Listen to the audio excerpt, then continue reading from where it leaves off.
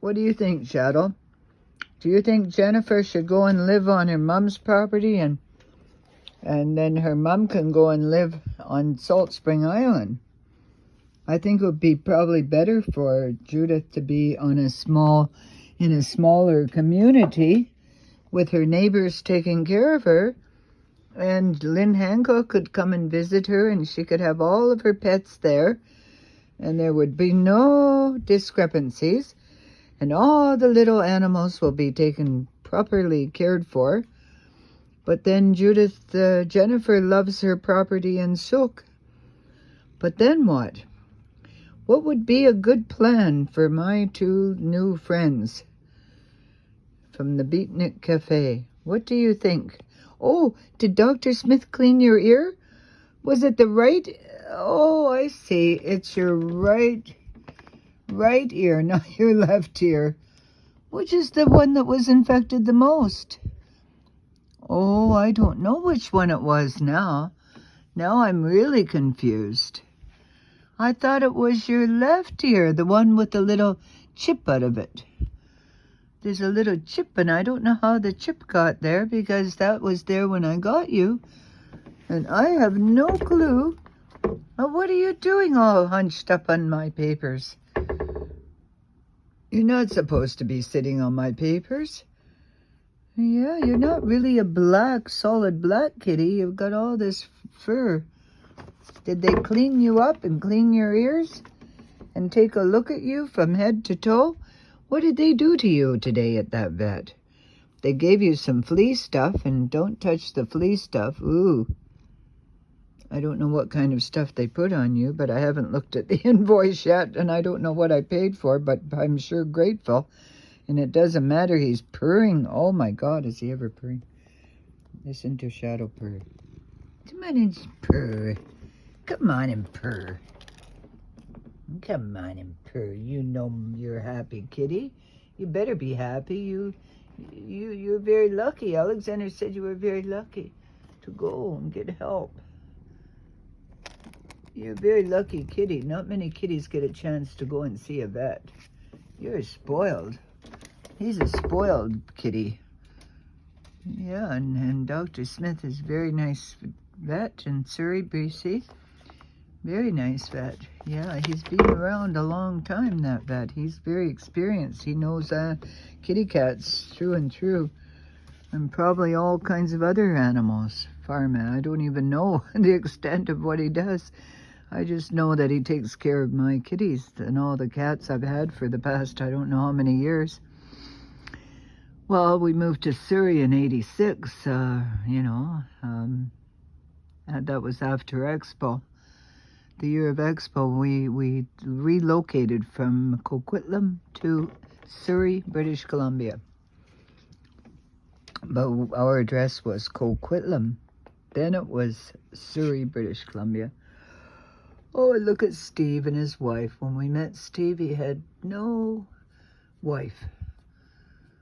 Now he has a wife, and he lives in Montenegro, and he was born in East Vancouver. I was just looking at your page, Steve. It's a very lovely picture of you and Biljana in Montenegro. No, that was taken in Vancouver, probably when you lived in Langley, in the townhouse, or a condominium, whatever you had. I don't know. I never went there. But you came into my office one day where I was working at Oak Creek Golf and Turf. And that was nice to see you. You were just a figment of our imagination on the computer, on the BBS, back in the 90s, the mid-1990s. That goes back a long ways. So we've known Steve Oilovich quite a number of years. He loves Montenegro. But right now it's not a very happy place for anybody. There's a photo of Brother Danny. Poor little Brother Danny.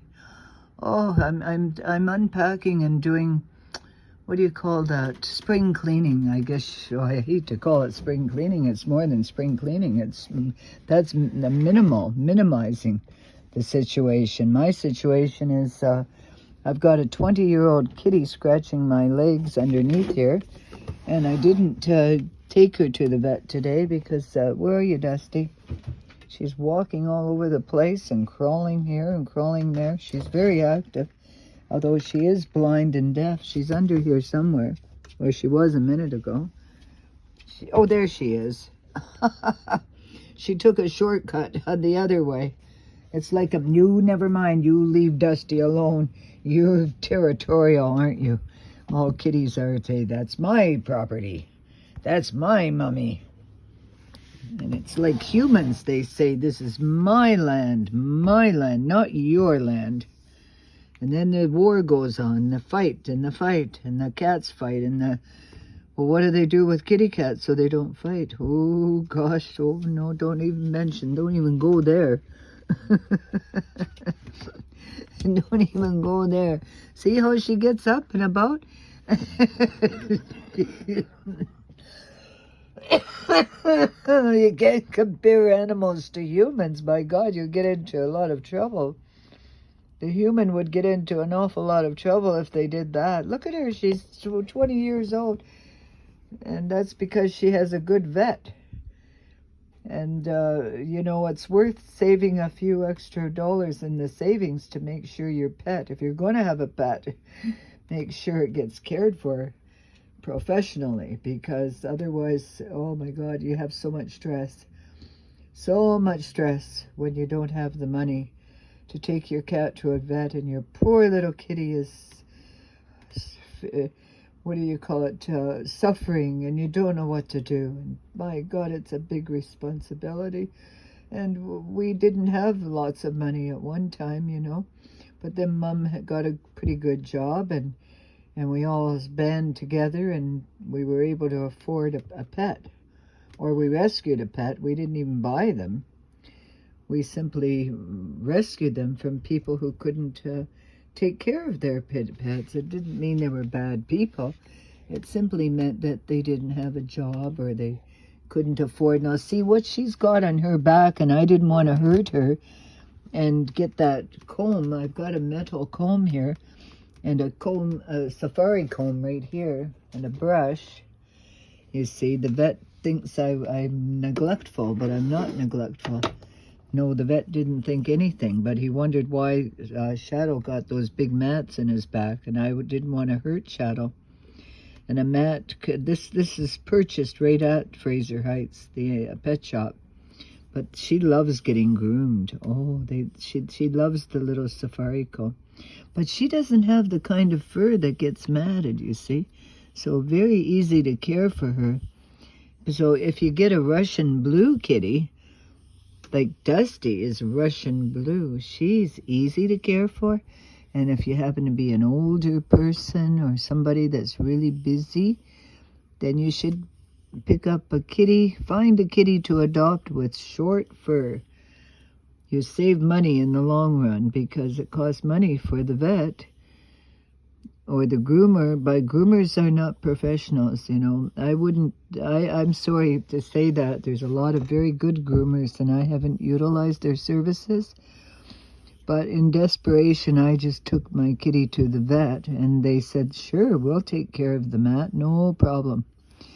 So good, and usually they don't charge to cut out. They'd have a special way of doing things. They have more than one person, and they have special, sink and stuff, so they know exactly how to do things, rather than, I don't have the facilities at my house, especially if I live in a tiny home, and I'm not set up to care for animals like that. That's very specialized. To me, it's specialized anyway. I'm not exactly a hairdresser or a barber. But I have to go out to get my hair done because I can't cut it myself, and neither can any of my people that I associate with, like my kids or friends. Anyway, that's my little lesson for the day, and we went to the vet. One kitty went to the vet. I didn't want to disturb her. She's 20 years old. She's eating nice, just got her nicely on a schedule here, and she prefers soup rather than food out of a can, so I mix a little warm tap water in with the regular canned food. That's soup, kitty cat soup, for old cats that don't, maybe their teeth are not so good. So Shadow needs, he's got what did the vet say about his teeth? He cleaned the tartar off his teeth because tartar causes cavities. So he even did that, and it wasn't that much. It really, out of my meager budget, to me, what I paid today was nothing compared to what services that I got done today. And my son came with me to help me because I needed moral support, and I needed somebody, either him or one of my other kids, to go with me, just to calm me. But I wasn't calm. I have PTSD for sure. And especially now with the COVID, it makes it even worse. And I did, I tend to talk a lot because I'm scared and nervous. And my son said, "It's not PTSD, Mom, you're just nervous." Okay, I'm just nervous. I guess I've been nervous a lot in my lifetime, in my 76 years of life. I wonder how I got so nervous. Did I inherit this from my DNA? Oh my goodness, here I am talking 11 minutes. Boy, I sure can talk a lot. My mother said only the English talk a lot, not the Scottish, the English. Oh, I wonder where she learned that from, because she was born in Canada, in Toronto. Now, why would she say something racist like that? Racist? Is it really racist? I think, what's the difference? English, Scottish, Irish, they're all the same to me. No, they're not. They're all different. You ask an Irishman if they're the same as a Scotsman, or ask a Scotsman if he's the same as an Englishman. See, everybody wants to be different. Croatian, are they the same race as the Slovenians, or are the Slovenians the same race as the Serbians or the Bosnians? Everybody wants to be autonomous, or whatever you call it. I don't know how you even say it, because I didn't go to the university that teaches how to put labels on certain races of people or whatever. Sociology. Maybe I need to go and study sociology. I don't even know what it is, how to define what I'm saying, because I don't know the professional words. And I am a professional word processor, human, secretary, whatever you want to call me. I learned to become a word processing secretary, and I learned to become a stenographer, and I learned to become an accounting clerk. And whatever they told me I was good at, that's what I became. And it was usually I would get about $1 an hour in the bottom. I didn't make better wages after I went to school. I made the same wages. So I started work in 1961, June, $1 an hour in Toronto. And I finished my work at Fort Langley, not Fort Langley, but Langley or Surrey, British Columbia, at $12 an hour. So at age 72. So I was 17 when I went into the workforce, and 72 when I ended. And during that time, I made $11 more than what I started out with. So that's pretty good. I made an honest living, and if you want to know how I feel about that, fine with me. At least it was an honest living. Thank you. Thank you. Thank you, kitty cats, for keeping me centered and keeping my mental health intact. You're worth more than a penny. You're worth more than $12 an hour.